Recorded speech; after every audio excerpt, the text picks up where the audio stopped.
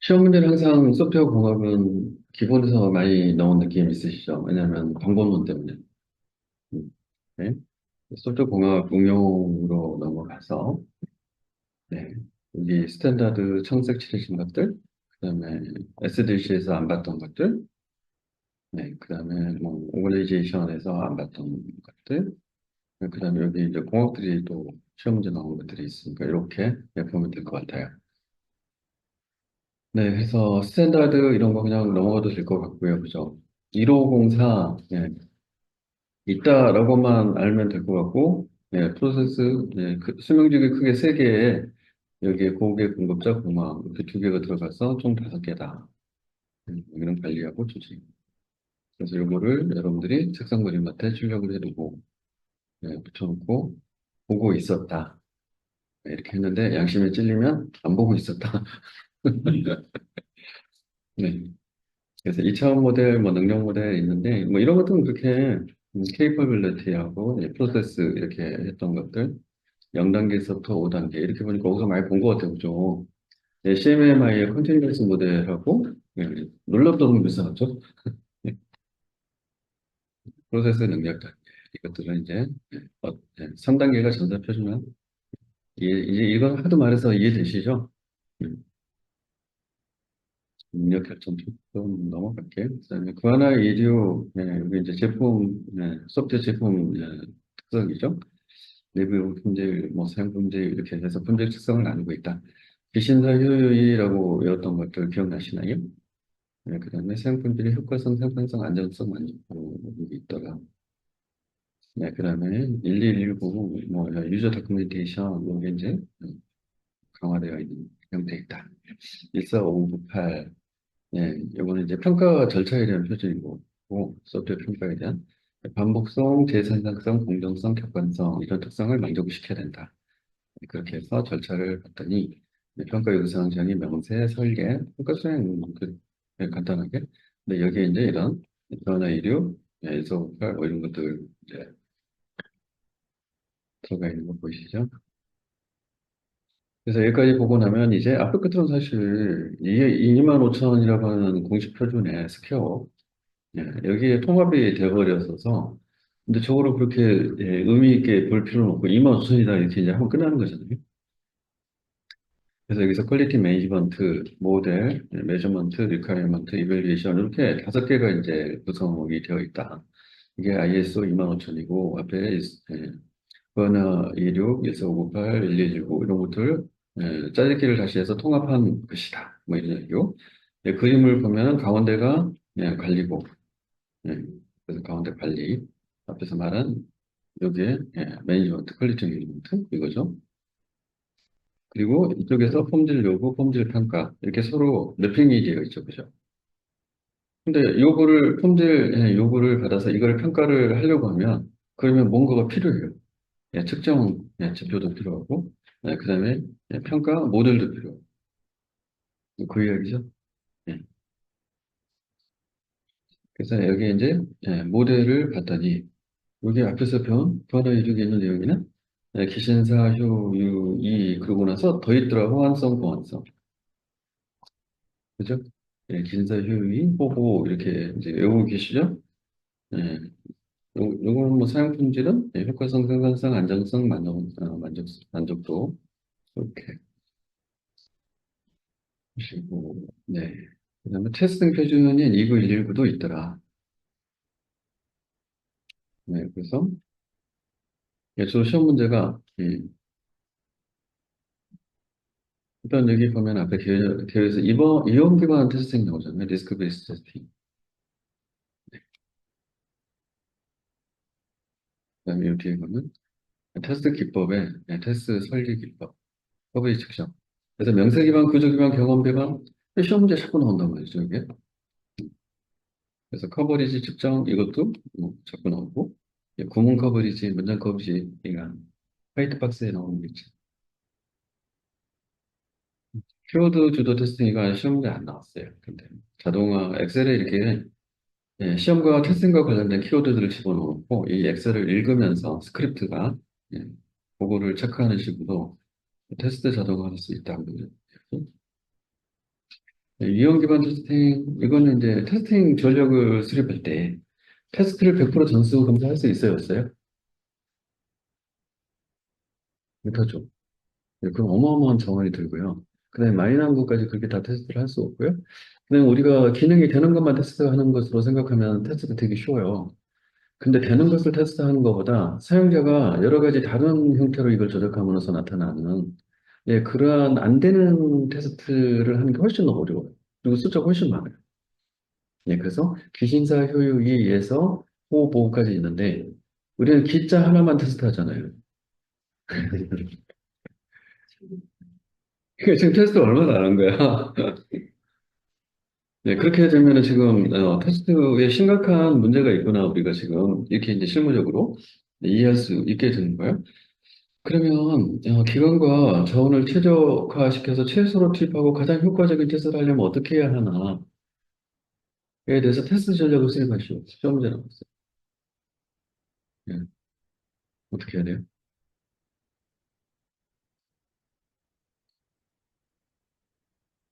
예, 그럼 8대 2에 집중해야지. 프로젝트고. anyway. 근데 어떻게 8대 2를 하느냐가 이제 이슈인 거죠. 그래서 이 리스크라고 하는 것은 위험이라고 하는 것은 장애 위험이에요. 그래서 이 프로그램이 실제로 오작동할 거에 대한 위험이거든요. 자, 그렇게 했을 때 그러면 예, 발생 가능성과 실제로 영향도, 발생 가능성, 영향도 이렇게 해놓고 예, 이거 오류 결함 발생 가능성이 되게 높은 것을 맞아요. 그리고 영향은 뭐예요? 중요도하고 맞먹는 거죠. 그렇게 했을 때 엄청난 파급 효과를 일으켜요. 자, 그러면 요 디멘전에 있으면 테스트를 엄청나게 강화해야 되죠. 자, 블랙박스 당연히 해야 되죠. 화이트박스 당연히 해야 되죠. 거기다가 아까 기신사 혈기에 있는 그런 시험들, 여러분들이 대표적으로 하는 거 다 뭐예요?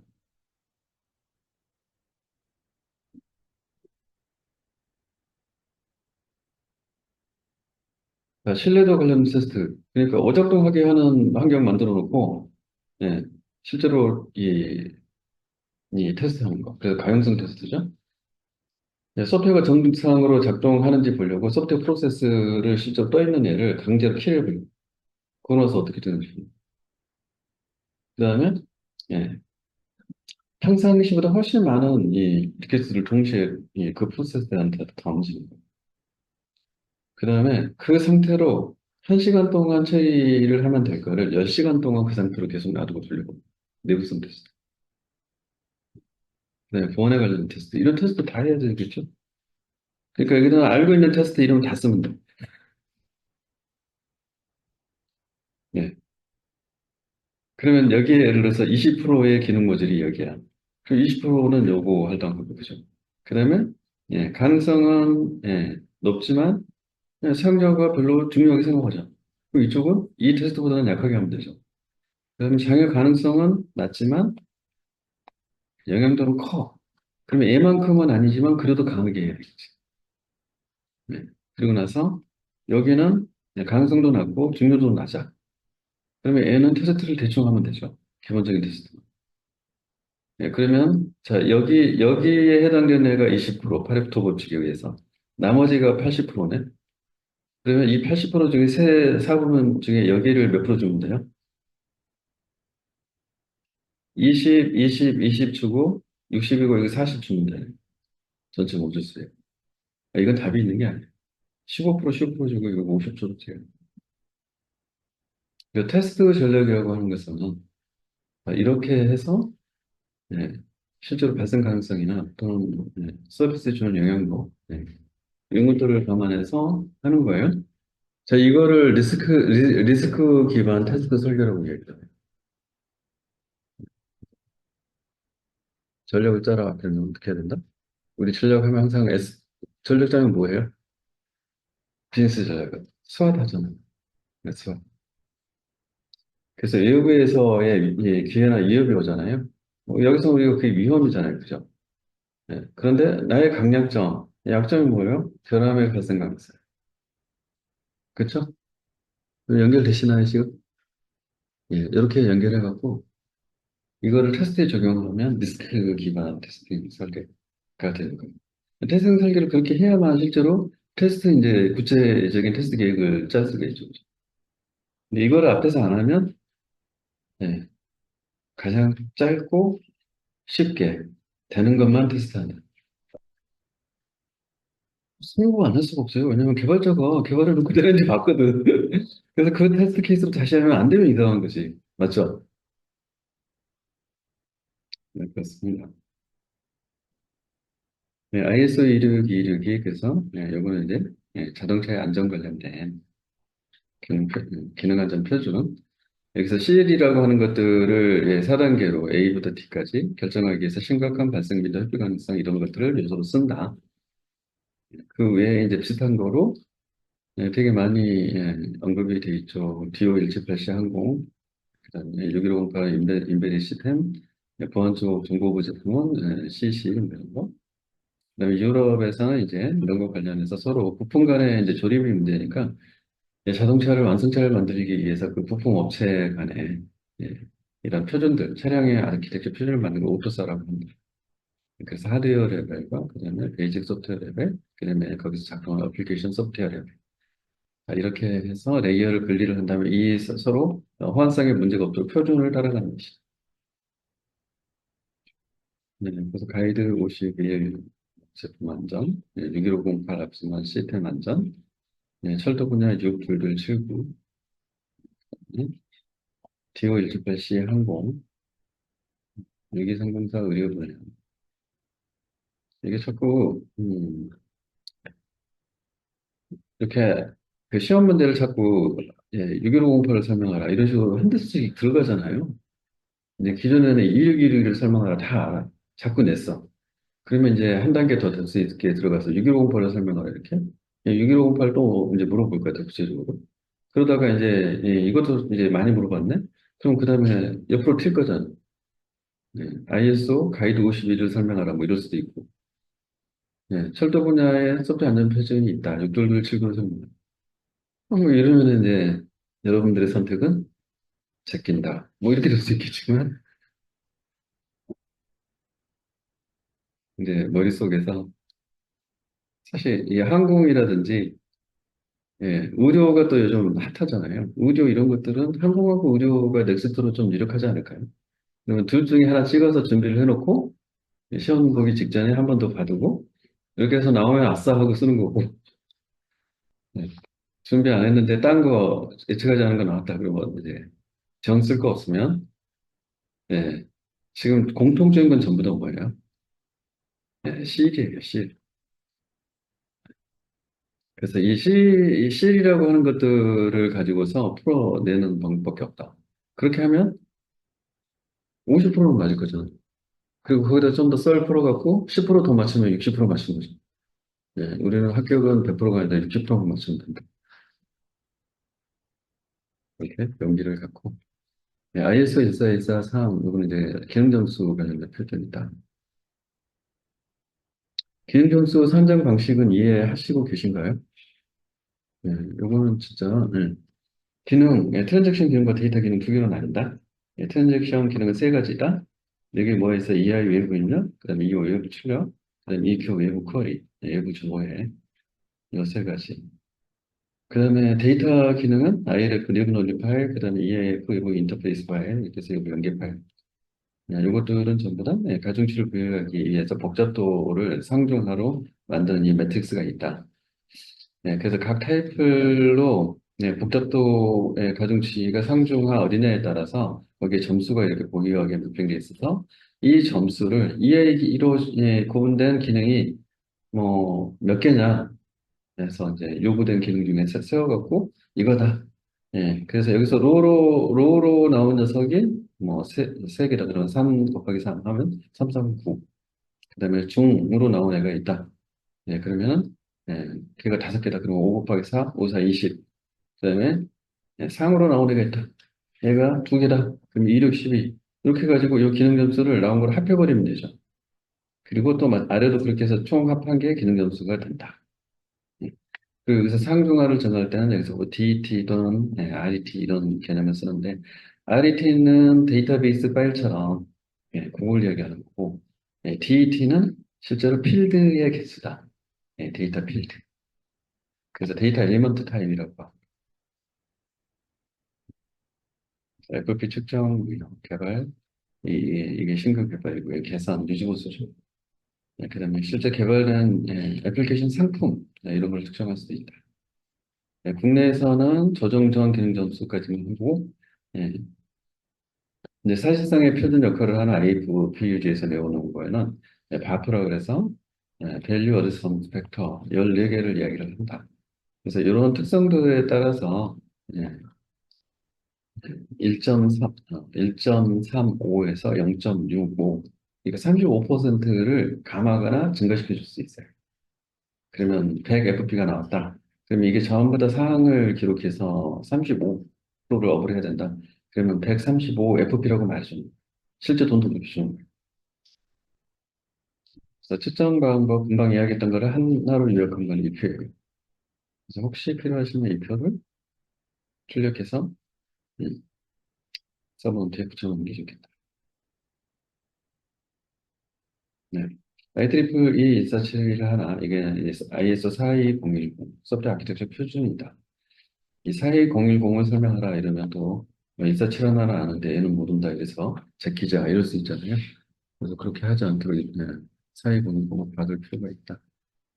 네, 그래서 외우는 것 시스템과 미션, 환경, 스테이크홀더, 아키텍처 이렇게 이야기했고 아키텍처가 문서화된 아키텍처, 기술서, 설계서, 아키텍처 문제, 아키텍처 디스크리션이라고 하는 거 여기에 이제 근거를 제공하는 거 그다음에 이해 당사자 그들의 컨선 관심사 그다음에 그들의 뷰포인트를 내게 담아준다. 그리고 엔지니어 관점에서 이 기술적인 뷰들 그리고 이것들이 그동안에 경험이 쌓여서 일정한 아키텍처 모델 패턴이 있는데 그거에 맞춰서 이 문서를 서술해 주는 거죠. 자, 이런 것들이 아키텍처랑 국제 표준으로 지금 정립이 돼 있다. 그래서 소프트웨어 아키텍처에 관련된 문제가 나오면 이 그림을 못쓰게 재빠르게 떠올려야 한다. 이렇게. 그래서 관점, 보안성, 성능 이런 거, 편의성 이런 거. 근데 이제 엔지니어 뷰로 보면 기능도 정보도 중시정보 개발도 배치 운영 중. 낯설까 봐 이렇게 무슨 하나 봤잖아요. 소프트웨어 이복. 마치 CMMI하고 되게 유사하게 생긴 건데 이건 전기전자 쪽에서 쓰던 관련된 사실상의 이제 표준이다. 근데 IEEE가 워낙에 공식적인 기구에서 이 자체를 사실 표준이 아닌 공식 표준으로 봐요. 그래서 이거는 공식 표준이라고 해도 상관없다. 그래서 requirement, design, construction, SDLC네. 그죠? configuration, engineering, 뭐 이런 것들, 문제, 지원 설명직이죠. 네, 그다음에 프로젝트 관련된 부분들이 있다. 여기 프로젝트. 이 부분은 관리 설명직이 조직 설명직이라는 겁니다. 그래서 결국에는 그룹화되어 있는 녀석을 얘는 그냥 옆으로 쭉 나열하는 거다. 그래서 이제 상세 내용을 보라고 이렇게 나왔고, TSP, TSP 넘어갈게요. 이제 CMMI 문제들을 워낙 안 내고 있어서 PSP, TSP도 나올 가능성이 좀 희박하긴 해요. 네. 네, 4세대 모델 이것도 그냥 넘어갈게요. 케이스 자동화 도구로 이제 쉽게 소스 코드 제너레이션 하자 이런 때가 있었던 거고, 라드, 레프트 애플리케이션, 디벨롭먼트 이렇게 해서 3개월 내에 개발될 대상을 쪼개고 그 안에서 개발을 5개월이랑 같이 하자. 그래서 이 안에 보면 조인트 이렇게 돼 있다. 조인트 애플리케이션 디자인, 사용자와 함께. 조인트 리퀘어리먼트 플래닝, 요구사항도 사용자와 함께. 근데 이게 지금 발전돼서 지금 뭐가 됐다? 에자일 데브옵스가 됐다. 컴파운드 어셈블리 뭐 이런 건데. 이거 넘어갈게. 그다음에 유지보수 재개발, 이거 이제 국내 그 소프트웨어 이 사업자가 기존 했었어야 있는 거예요. 운영 업무는 유지관리, 운영, 재개발 뭐 이런 업무로 나뉜다라고 뭐 일상 운영과 지원 업무가 있다. 완전 유지관리, 적응관리, 수요 유지관리, 예방 유지관리 네 가지 유지관리가 있다. 뭐 이런 거예요. 근데 이 네 가지를 설명하면 기술사 시험 문제에 나왔었어요. 그래서 완전 유지관리, 퍼펙티브, 적응 유지, 어댑티브, 그다음에 수리 유지관리, 코렉티브, 그다음에 예방 유지관리, 프리벤티브. 뭐 이거는 무조건 알고 있어야 된다. 그래서 암기사. 내일만의 소프트웨어 제어법칙 시험 문제 나왔었어요. 근데 어쨌든 다시 나올까 싶긴 해요. 좀 용어 자체가 되게 뭔가 정리하기가 좀 쉽지가 않아요. 근데 스파게티 같이 복잡해진다. 모든 애플리케이션. 시간이 지남에 따라. 지금 그 얘기 써놓은 거예요. 네, 그러면서 품질도 나빠지고, 네, 그런 얘기. 네. 그다음에 재개발 소프트웨어 기능 산정 절차. 앞에서 설명한 그거를 다시 가져오고. 이제 우리 소프트웨어 사업대가 기준에 있는 내용이라는 거죠. 일단은 그 재사용 난이도라고 하는 부분이 있는데, 이게 구조화 및 애플리케이션 명확화 정도, 문서 및 소스 코드의 서술화 정도. 이게 이제 요게 매우 어렵거나 어려우냐, 보충이냐, 쉬우냐, 매우 쉬움. 5단계 척도로 점수를 부여해서 이거를 결정한다라고 하는 거예요. 그러면 재사용 난이도에 따라서 유지보수 개발할 때 이거를 거기에다가 반영을 해주려고 하는 거죠. 그래서 재사용 난이도는 1 플러스 1, 2, 1과 2, 이거에 나누기 2, 그리고 나서 나누기 100을 했네? 아, 백분율로 해가지고, 예, 거기다 0.8을 곱한 수치를 가져다가 퍼센티지로 만들어서, 예, 기존에 요 재사용 관련된, 예, 트랜잭션 또는 데이터 기능 여기다가 반영해 주려고 하는 부분이라고 볼 수가 있겠네요. 예, 재사용 난이도, 여기 그래서, 여기가 들어가 있네요. 음, 네, 이거로 그래서, 예, 가감을 하겠다. 왠지 출력해갖고 서브노트에다 붙여줘야 될 것 같아. 이거 시험 문제 나오면 다 포기하실 거죠?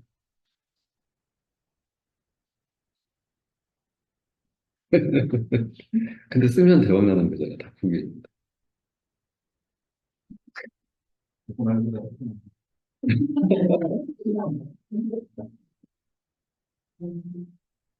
이 유기보수 FP는 보면 이 기능 변경률이잖아요. 그래서 영향 개수라는 걸 만들어서 기능 변경률이 얼마 이상 이 구간을 이게 예, 변경률이 마치 전기처럼 작동하네.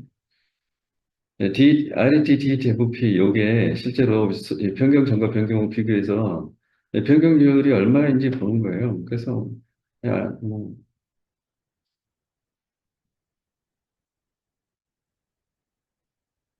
음. 이게 보면 여기에 데이터 엘리먼트 얘가 52개, 그다음에 이 앞에 51개죠. 51개로 변한 거 한 개가 추가된 거죠. 그래서 기존에 51개에서 하나가 추가가 됐기 때문에 51분의 1을 해가지고 나누기를 한 거예요, 지금. 이런 식으로 그러면 이 영양계수가 지금 이제, 예, 요거를 그냥 가져온 거예요, 이렇게.